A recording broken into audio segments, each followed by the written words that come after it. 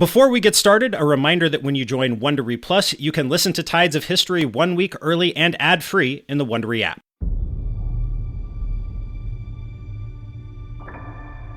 Hi everybody, from Wondery, welcome to another episode of Tides of History. I've been incredibly fortunate over the years to get to spend time with a whole bunch of fascinating people.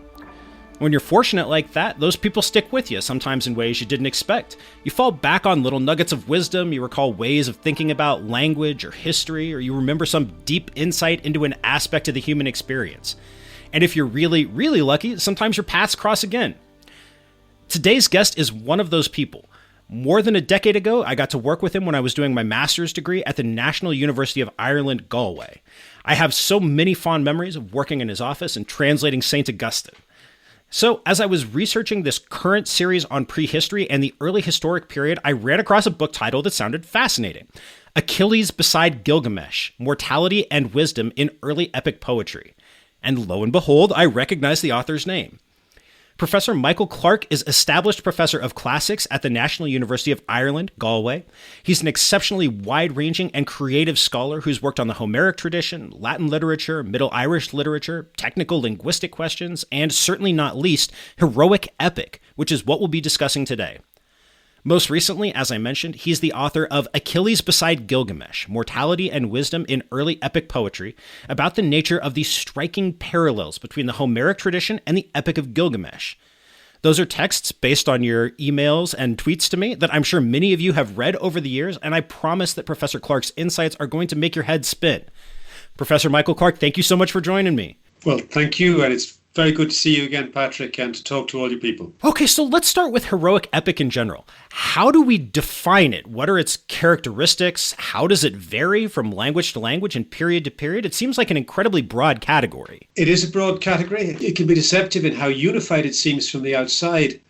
And although it varies enormously, although it seems to occur as a category independently to the human spirit at different places and times, one factor that keeps recurring is the backward look. The pessimistic look back by poets and audiences to an earlier time, specifically a time when men had more energy than they do in these lesser times, more vitality, more abundance of life. They might be depicted as closer to the gods. That makes them admirable, but they're also dangerous. They're also in a state that's fraught with peril in a way that our weaker vitality avoids. And they're fraught with peril because although the men depicted in heroic epic can be admirable, they can be brave, they can be self-sacrificing, that same abundance of energy can turn them towards anger, even towards madness, and ultimately towards self-destruction. That's really fascinating. I had not thought about heroic epic as a nostalgia or a commentary on present times, but I suppose that's true of pretty much all literature. Well, literature doesn't get by just celebrating. Mm-hmm. You know, it explores, it probes values, and it raises problems and doesn't necessarily address them. Mm-hmm. So although heroic literature has too often in the Western tradition been treated as a mere mode of celebration, as a statist literature, as the stuff to give the troops before battle, I think when we delve into it in its cross-cultural manifestations, we always seem to hit the core moment of questioning, of probing, and of doubting.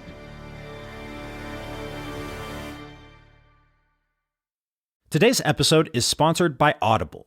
One thing I love about Audible is that I can download titles straight to my device. That way, I can press play and catch up on my latest listen from wherever I am, even if I have no signal, if I'm driving out through the boonies. As you might have guessed from listening to Tides, I'm fascinated by the messiness of finance.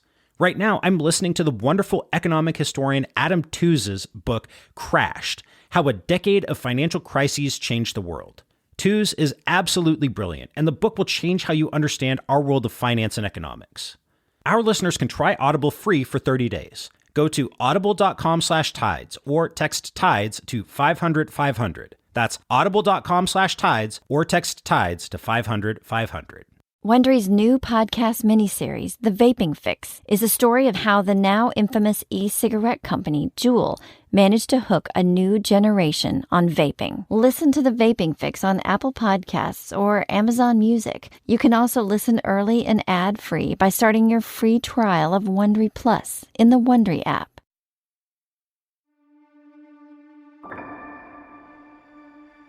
Something that was really striking in reading through your book was the extent to which ambiguity is central to heroic epic, that it's essential to the Epic of Gilgamesh, that it's essential to the Homeric tradition, that these are not the kinds of texts that are going to give you easy answers about the human condition. That's been the most revealing realization of all for me, and I hope for those I've worked with, students and so on over the years.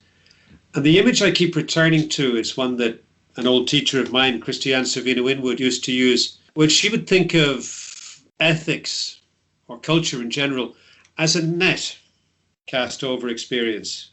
The most serious and most profound and most enduring literature isn't the strands, the square strands of the net, it's the interstices, the empty spaces in between. And she used to talk about the interstices of established belief. And I think that in its European manifestations, heroic literature is above all concerned with the interstices in between the need for young men to be sent out to die for their country and the darkness that can come upon them and those around them when that happens. What's really fascinating to me is it seems like that core value is present over a wide range of places and times. And so I remember the first time I read the Aeneid as an undergraduate, and I read it with a wonderful instructor whose name escapes me because it's now been 18 years, I think. But he really drew our attention to when Aeneas is looking at these images of past glory, and the phrase that Virgil uses is an empty image, like a figura inanus. I can't remember exactly, but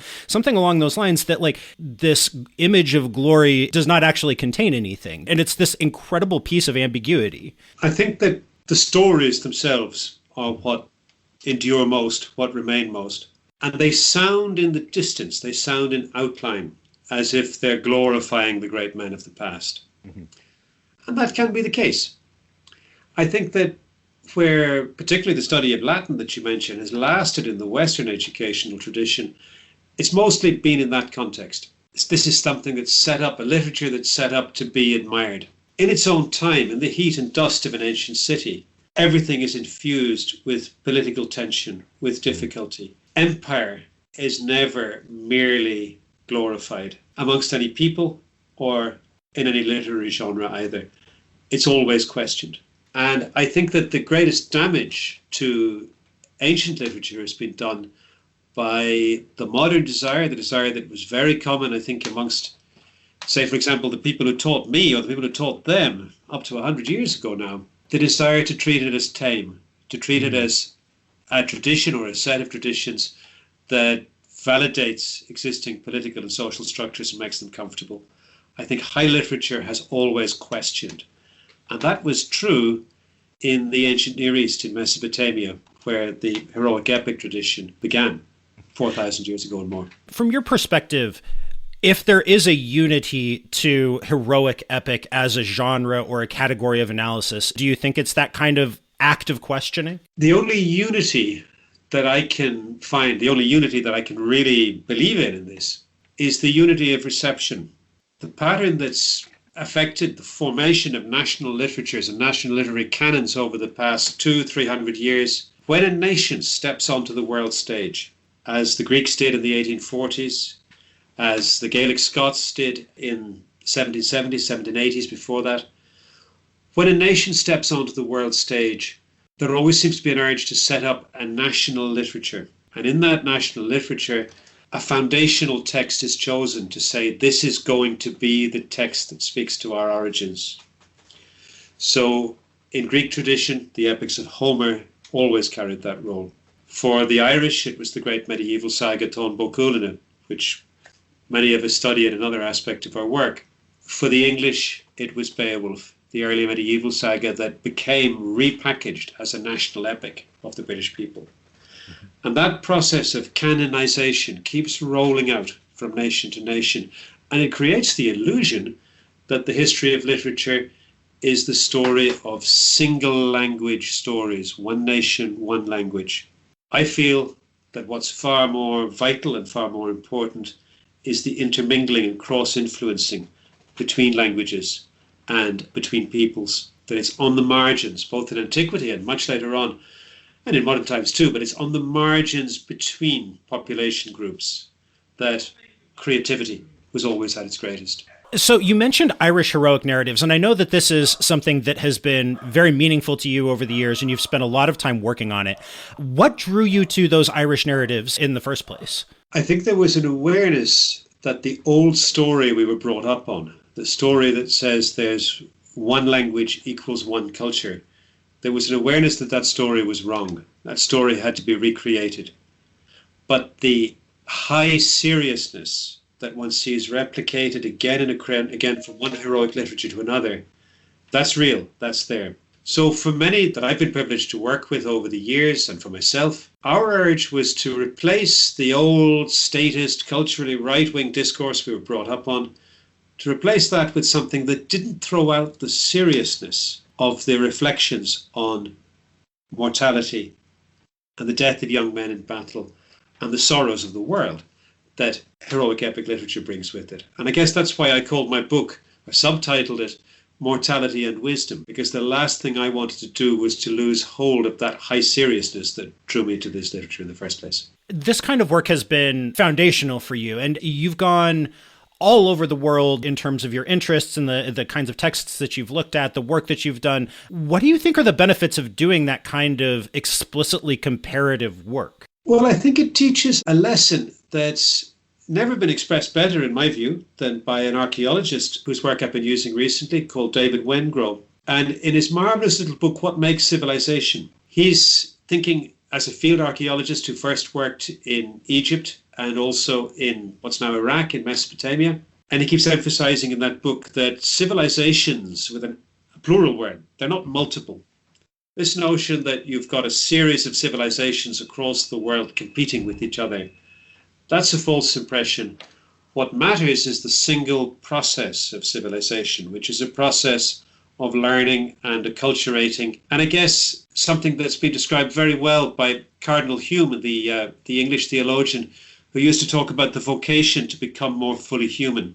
And I feel that in the literature of the ancient Near East, in the literature of Greece, and in the other heroic literatures that we've talked about already, we can see different versions, different manifestations of that same desire to become more fully human and to understand the human condition better.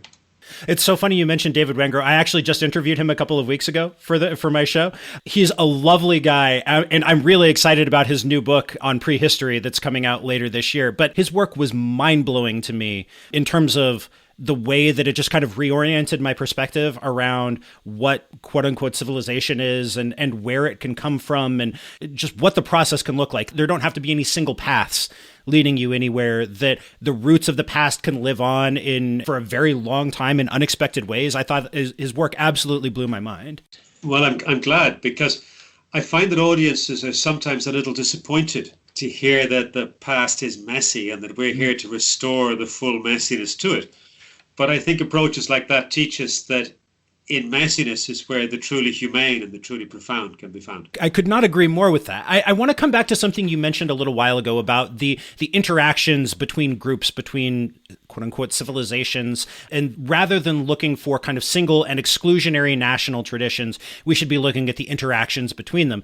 And that's the basic point that Achilles Beside Gilgamesh begins with. It's now uncontroversial among specialists who work on this period and place and time, but it's less so among the general public that there's these really close connections and confluences between cuneiform literature in Mesopotamia and Greek literature. So what has led us in the direction of that conclusion? The story begins in a depressingly imperialist context, because it was in the early decades of the development of archaeology as a science that small groups of first English and French and then American archaeologists were able to dig in Mesopotamia, in what's now Iraq.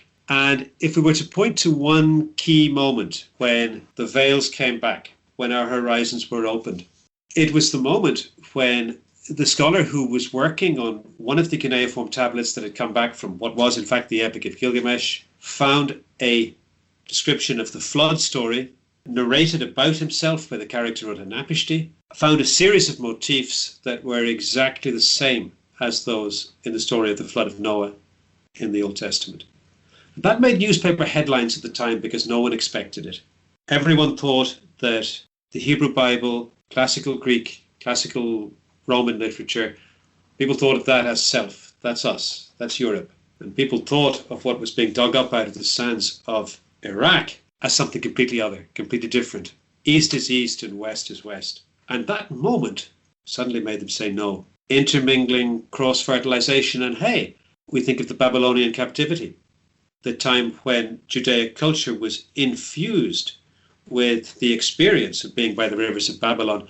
Of course, it's natural that the cross currents in the great culture area of the ancient Near East are going to be much stronger than the artificial divisions that imperialist regimes, or for that matter, later educational systems impose upon them. You make a point that seems so obvious when you're thinking about it in these terms, but that the cultural barrier between Greece and the world to the east that goes all the way to the Iranian plateau and beyond, that's much more a product of the 6th and 5th centuries BC in a very specific cultural, political context than the earlier period of Homeric tradition. The Greek world lay at the edge of this kind of extended culture area. It wasn't separate from it.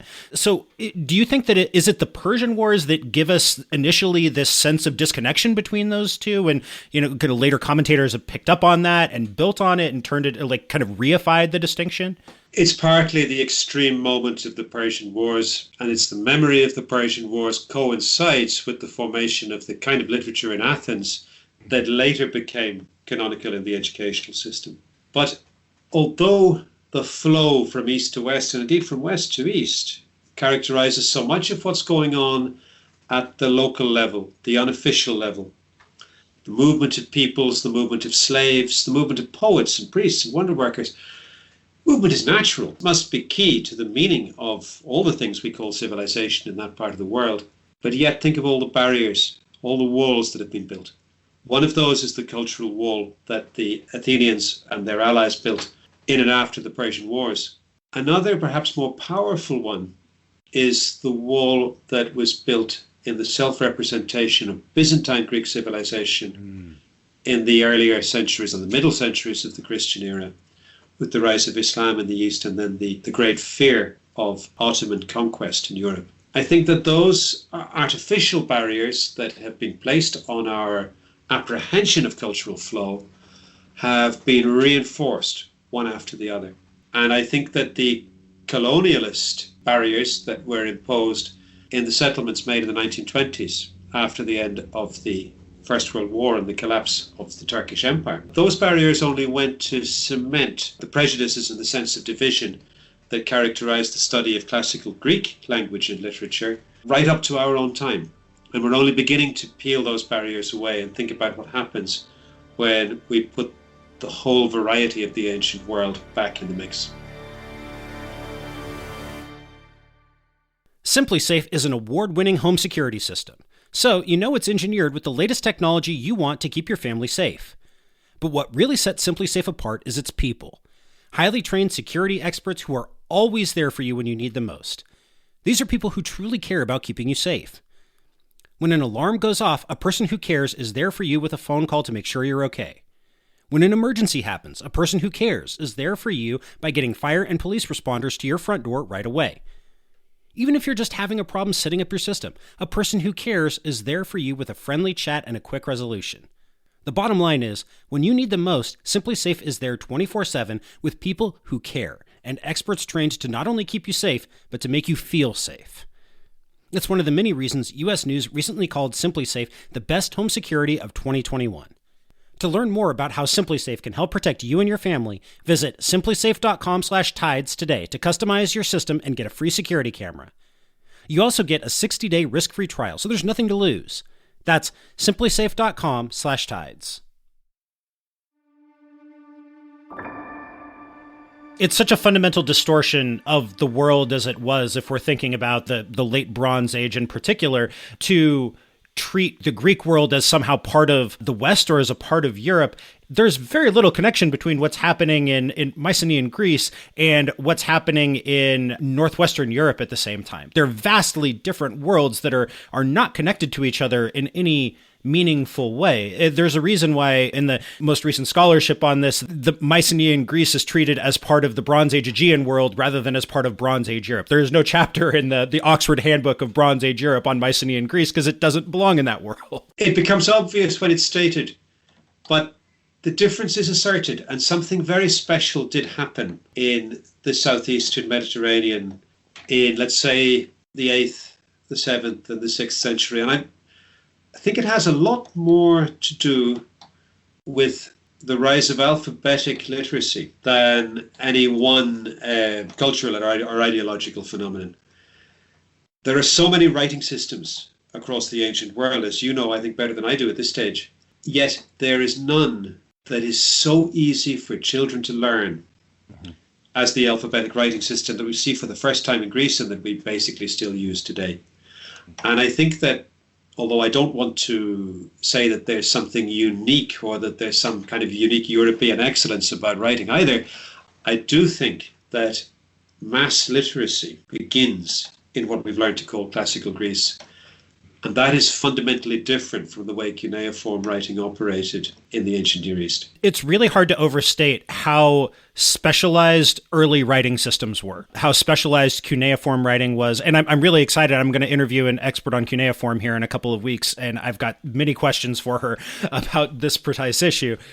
Moody al-Rashid, who's at Oxford, I'm very interested to ask her questions about this, but it's especially the further back you go that these are administrative systems. They're administrative tools. The first complete sentence in hieroglyphic writing does not appear for 700 or 800 years after we see the first signs. There's the proto-cuneiform signs, don't even know what language it is because there's no connection to phonology. The scripts of the Indus Valley, it's hard to make head nor tails of them in a phonological sense. So I think you're onto something with alphabetic writing marking a turning point. It's such a flexible system that can be used for so many different things. When you have direct correspondences between sign and sound, that opens the technology to people. Which is important for thinking about the abilities of peoples to trade with each other as well.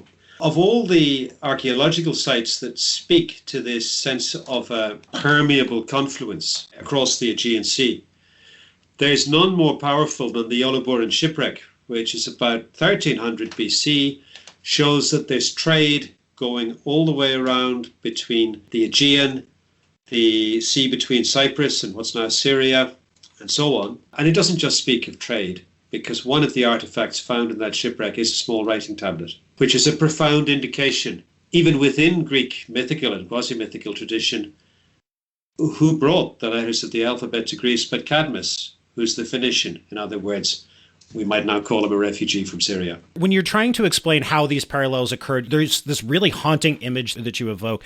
A future poet in archaic Greece, he's lulled to sleep in childhood by a slave woman who had heard stories of Babylonian narrative literature prior to her abduction and sale to the West. And this is precisely the kind of thing that we always suspect happened, and happened at scale, too. The more interconnected the world, the more you would expect to see these kinds of interactions, but for which we only have the barest kind of evidence. I mean, so as we're thinking about this, what other kinds of interactions do you suspect that took place along these lines, but which, again, we would have trouble seeing? Of course, that image of the slave woman, as I think you've seen, was pure speculation on my part. And I was trying to think there about the voices that become lost in subsequent tradition. And I think it's especially true in antiquity and in all threatened linguistic traditions that women's voices have been lost far more easily and far more readily than those of men. It's true, and as it happens in Gaelic Ireland as well. We could speculate forever about the voices of women and of slaves passing between city-states and between linguistic horizons in the ancient world. We could think also about traders, about soldiers. The great Swiss classical scholar Walter Burkert, who was one of the first to really foreground the question of connections between Greek and Mesopotamian literature, he used to think about wandering poets and wandering shamans, miracle workers passing, almost kind of, he would think of them as passing out of the steppes down to the Mediterranean world. Speculation again. I think at the same time that we've got to remember that the most powerful voices for spreading between worlds are those of multilingual individuals. Again, it's the European nation state of the last few hundred years, and now it's true of your country too, that has created the idea that you've got one state, one people, one language. Antiquity was much more like modern Africa, particularly countries like Nigeria, in the sense that it will have been typical for most individuals to have been multilingual. Mm-hmm. So multilingualism between speakers of Greek and speakers of Latin is just one particularly obvious example of that cross-language flow that characterizes really the whole pre-modern world. And it's in that context, the context of unacknowledged and unofficial translation, that I think the movement from one storytelling tradition to another would have taken place. With regard to classical antiquity in particular, I mean, J.N. Adams wrote it's literally an enormous book on bilingualism and the Latin language that is chock full of examples of bilingualism between Latin and practically every other language that could have possibly conceivably been spoken in the Roman world, and the precise nature of those interactions at a technical linguistic level, even leaving aside the conceptual aspects that go along with that. Yes, and the same is spectacularly true in ancient Mesopotamia, mm-hmm. where between Sumerian, which is really a learned language, more like Latin than anything else, between Sumerian and Babylonian, from Babylonian to especially and most obviously Hittite in what's now Turkey, you have a constant culture of translation, of merger, and a kind of eclecticism, bits and pieces from individual languages being pieced together to form new learned registers and learned levels. We need to think of that kind of transference as fundamental.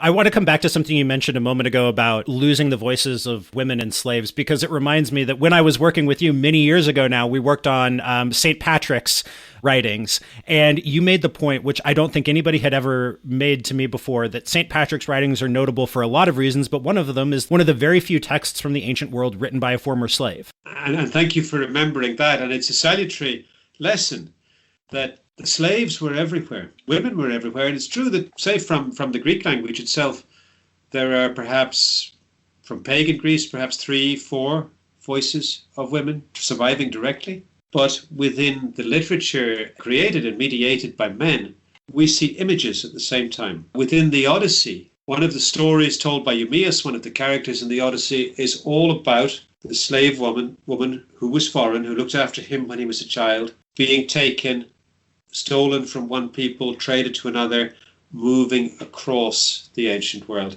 We've only just scraped the surface to see how pervasive the messy flow between languages and between cultures must have been. That's one of the things that makes me very hopeful for the use of scientific methods in analyzing human remains, is that when you can look at markers like ancient DNA and you can look at stable isotopes and dietary analysis, that you can get a much better sense for that kind of messiness and movement in the past in a way that textual sources and even artifacts don't necessarily allow for, because you can get past a kind of a skein of assimilation. And when you can put all that together, when you have individuals who have moved, who have gone from one context and place to another with what looks to be kind of assimilation in the sense of artifacts, it allows you to tell much more interesting and complex stories about people. And one of the most significant of those story patterns is that of the emergence of difference, the emergence mm-hmm. of a speech community who see themselves as different from others, can take on uniquely creative forms in that way.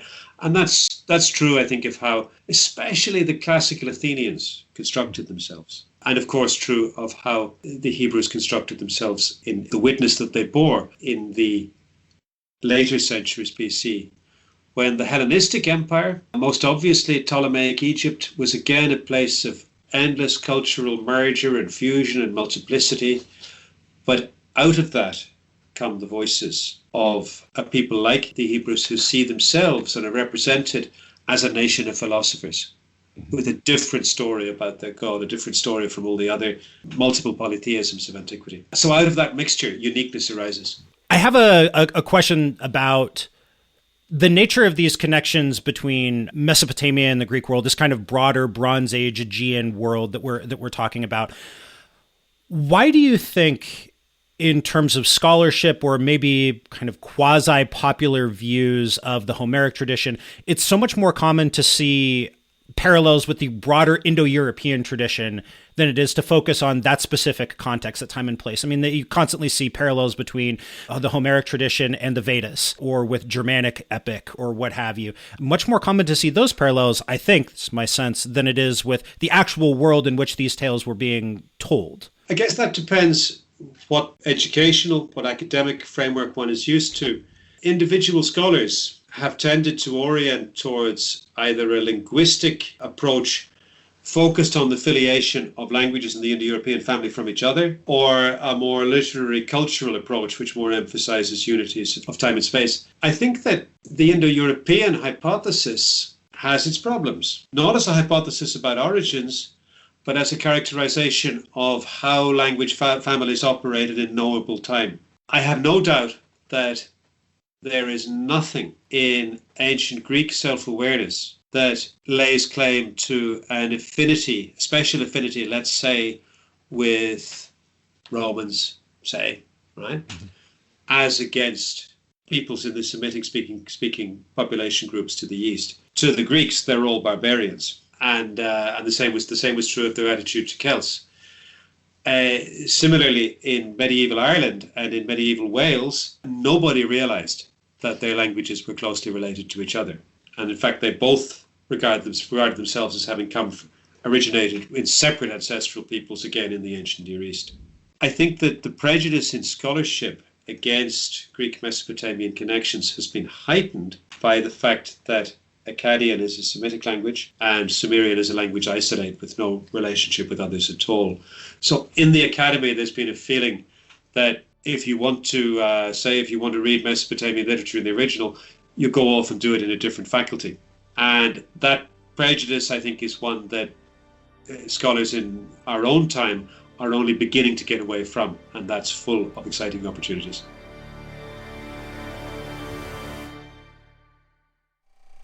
Pretty much every day after a session of lifting weights or a run, sometimes even a light walk, I wish I'd taken better care of myself in my teens and 20s.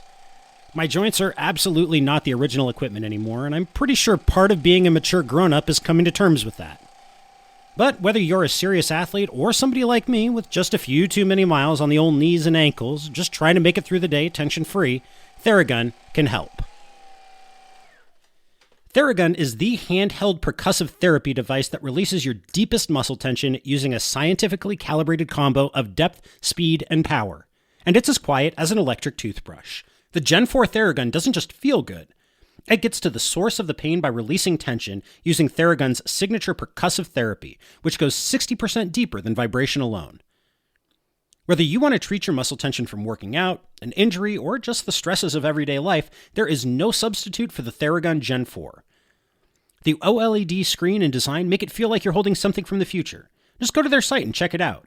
And the Theragun app learns from your behaviors and suggests guided routines. Right now, I'm using the Theragun on my calves. I've got some painful tightness just above my Achilles tendon that's going all the way down into my ankles and feet. A couple of minutes with the Theragun loosens it up and makes it feel so much better. Theragun is trusted by 250 professional sports teams like Real Madrid and elite athletes like Paul George, DeAndre Hopkins, Maria Sharapova, and hundreds of thousands of customers. That's why Kevin Durant, James Harden, Breanna Stewart, and Aaron Rodgers have all invested in it. And it's why I use my Theragun every dang day. Try Theragun for 30 days starting at only $199. Go to Theragun.com/tides right now and get your Gen 4 Theragun today. That's Theragun.com/tides. Theragun.com/tides. This podcast is sponsored by BetterHelp. If you've got some things in your life that are interfering with your happiness or preventing you from achieving your goals, don't beat yourself up about it. I definitely do. If that's the case for you too, there's nothing wrong with asking for help and finding somebody to help you talk things through. Therapy has made my life immeasurably better over the years. I'm less stressed, I'm less anxious, and it's just a heck of a lot easier to live my life the way I want to. Trust me, therapy can help. If you want to give it a shot, try BetterHelp. It's not a crisis line, it's not self-help, It is professional counseling done securely online.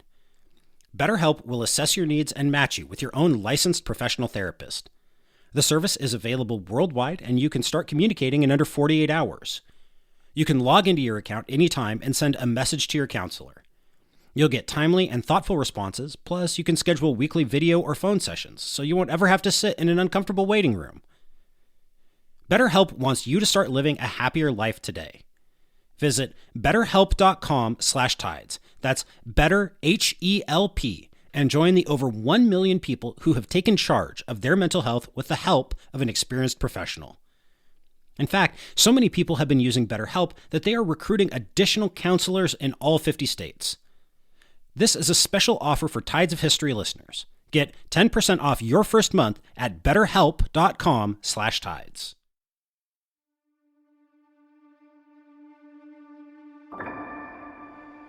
I want to turn back to the Homeric texts for just a moment. And one of the things that you point out is how difficult it is for us to grasp how the words and themes would have been perceived by the audience, whenever that audience existed.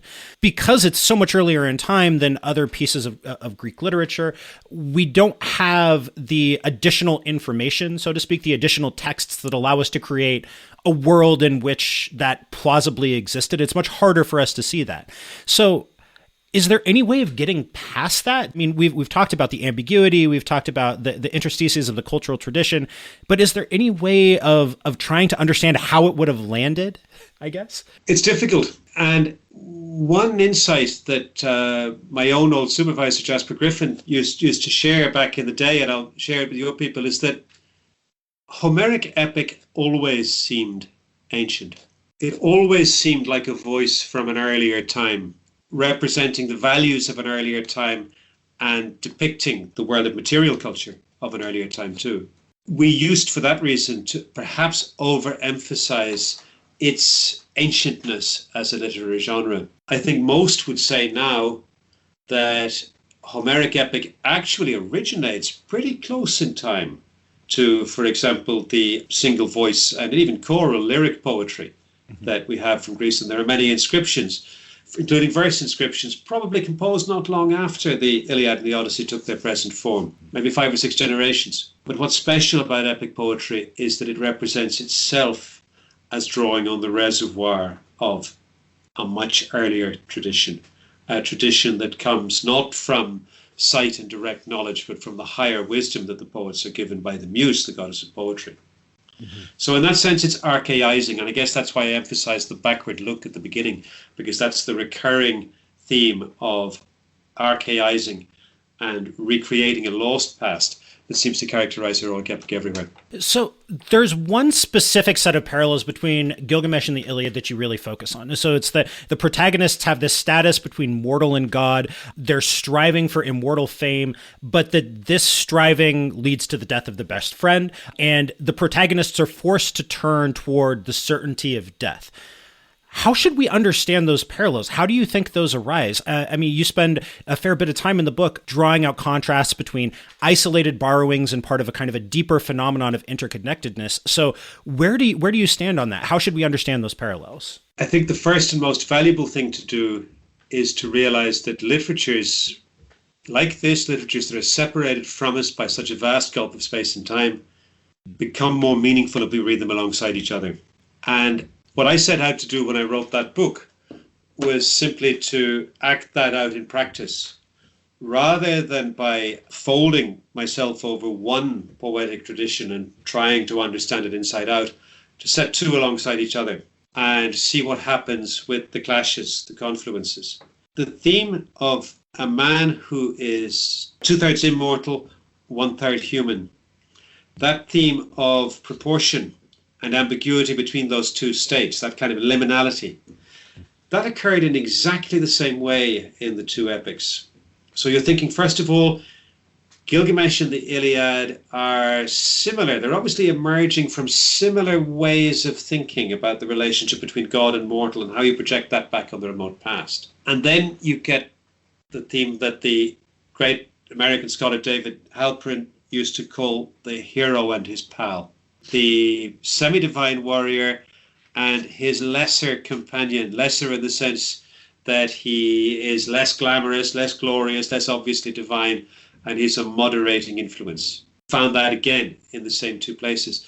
You're feeling this might be coincidence. This might be a kind of convergent evolution between two traditions that belong in the same place. But what was staggering about putting Gilgamesh and the Iliad alongside each other, and this was really realized clearly for the first time in the 1950s, was that when the best friend dies, the hero in both epics, Achilles in the one case, Gilgamesh in the other, reaches out, embraces the dead body, feels for the heart, finds it's not beating, and then he's suddenly compared just for a moment to a lion whose cubs have been stolen from it by a hunter. Now, we might have said that that's just a floating motif. We used to use that phrase a lot, as if, of course, motifs don't float. Stories are told by individuals, but you might think it's just coincident that the same image appears in the two epics. But when the overall structures of the narratives are so closely parallel, and when there are then precise identities of imagery at the same point in the story, when you add to that example I've just given of the lion cubs, you add a series of others that occur between the two. I think most would agree nowadays that goes beyond a randomized sort of coming together of two roughly similar traditions. That's a creative mind shaping his story, his epic, by thinking about the other earlier epic. And crucially, within the Iliad itself, in Book 9 of the Iliad, one of Homer's characters, Phoenix, does exactly that. He takes Achilles' story and sets it alongside another myth, as it happens in this case, a Greek myth, the myth of Meleagros, and he fits the two stories in parallel against each other, with the ominous suggestion that just as Meleagros died young and needlessly in one of those stories, so Achilles will die in the other.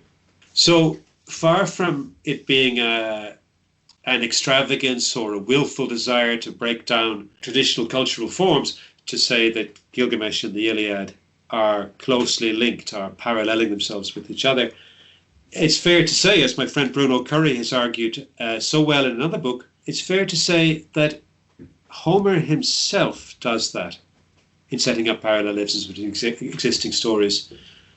You could read the Iliad without ever realizing that it's so close to Gilgamesh, but when you set Gilgamesh alongside it, it becomes more meaningful, not less. I think one of the things that can be difficult about studying literature, I suppose, as kind of a layperson, as not a literary scholar, is to understand the connections between literature and the broader world, to get past ideas of floating motifs and to humanize it, that these are stories that are told by people in particular contexts. They're written down by people in particular contexts. They're shaped by experiences they have and stories they hear and things that they believe or the things that they wish weren't so, that it can be hard to combine those two things, the text and the world. From your perspective, when we're dealing with worlds that are this far in the past, how can we do that? I mean, I know that's a big and kind of a broad question, but how do we humanize the literature and make it more of the world? That, I guess, is the science of philology. Scholars like Sheldon Pollock in the United States who've done such a valuable job, I think, of preaching in recent decades how the effort of reaching a scientific understanding of ancient languages and their transmission in textual form and manuscripts and so on, it's an activity of decentering, of moving away from the cultural norms that characterize your world and mine into a different value system. But it's a value system that is not merely primitive, not merely irrelevant. It's very other. It's very separate from the norms that we've come to expect. But there are also continuities and receptions and chains of influence that mean that the effort of understanding a language and a literature utterly different from our own nonetheless impacts on how we understand ourselves and how we face the political and ethical questions of our own time. So it's the act of making the comparison and the act of learning more than it is the content of the thing that you're studying that makes the difference. Absolutely. I would never say, and I think there are very few scholars in this field nowadays who would say that there's something uniquely wonderful or ennobling about ancient Greek literature or any other. What we would say, I think, is that the constant effort of trying to think ourselves into the language and into the cultural worlds of the ancients is a humane and generous activity, and one that maybe takes us away somewhat from the follies of our own time. I mean, I couldn't agree more with that. And as a way of kind of getting to this broader point about humanizing, I want to quote you directly. It's from the conclusion of your book. It's a fantastic summation. And you say, quote, Gilgamesh and Achilles begin from the compulsion to exalt oneself above smaller and weaker men, to achieve an everlasting name and avoid disgrace above all things. But they are led, and they lead us who contemplate them, towards the truth that the heroic ideal slips away in face of the instabilities of mortal life. So, viewed in this light, these two heroic narratives are much less heroic than they are an attempt to get across this very specific nugget of wisdom. How do you think that would have resonated? Because, I mean, the traditional image is warriors sitting around hearing stories about warriors. Do you think that's right? How do you think that the people who were listening to this or reading this would have understood it? That image that you mentioned, that cliche, I guess we can call it, or that topos of warriors on the eve of battle, listening to heroic tales so that they'll fight more gloriously the next day. Of course, they did it. But nearly all the evidence for that activity that survives within epic poetry itself. And that's true in Mesopotamia. One of the very earliest Gilgamesh tales has him listening to heroic songs himself at his feast before he goes out the next day. It's true in Homer. And it's true in the medieval epic traditions of Northern Europe as well. The literature I'm working on now in medieval Irish literature, it's in a heroic tale itself, Cath Alvina, that we have the image of the kings and the warriors listening to heroic tales on the night before battle. No doubt they did. No doubt there's truth in that.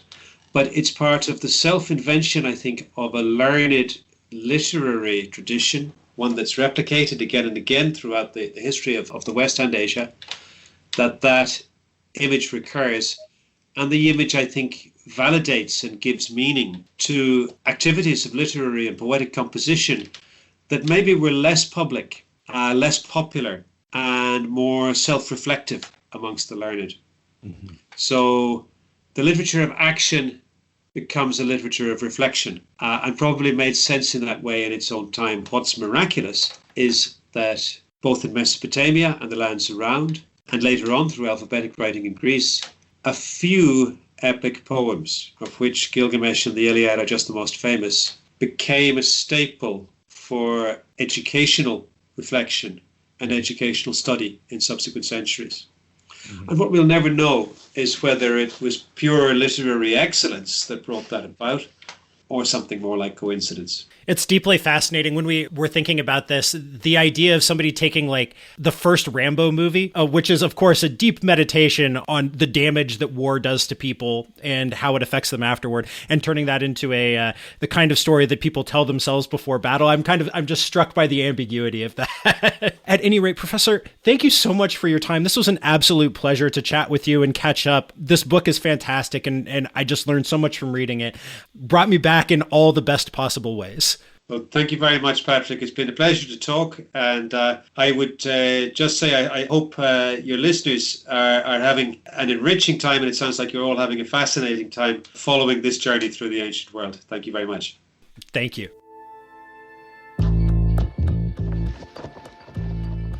Thanks so much for joining me today. Be sure and hit me up if you'd like to chat about anything we've talked about on Tides, or something you'd like to see. You can find me on Twitter at Patrick_Wyman, or on Facebook at Patrick Wyman MMA, or on Instagram at Wyman_Patrick. I write on other topics at patrickwyman.substack.com. If you haven't already, don't forget to subscribe to Tides of History on Apple Podcasts, Amazon Music, the Wondery app, or wherever you're listening right now. Join Wondery Plus in the Wondery app to listen early and ad-free. If you've been enjoying the show, I'd really appreciate it if you left a 5-star rating and a review. Tides of History is written and narrated by me, Patrick Wyman. The sound engineer is Sergio Enriquez. Tides of History is produced by Morgan Jaffe. From Wondery, the executive producers are Jenny Lower Beckman and Marshall Louie. Thanks again for listening. Until next time, from Wondery, this has been Tides of History.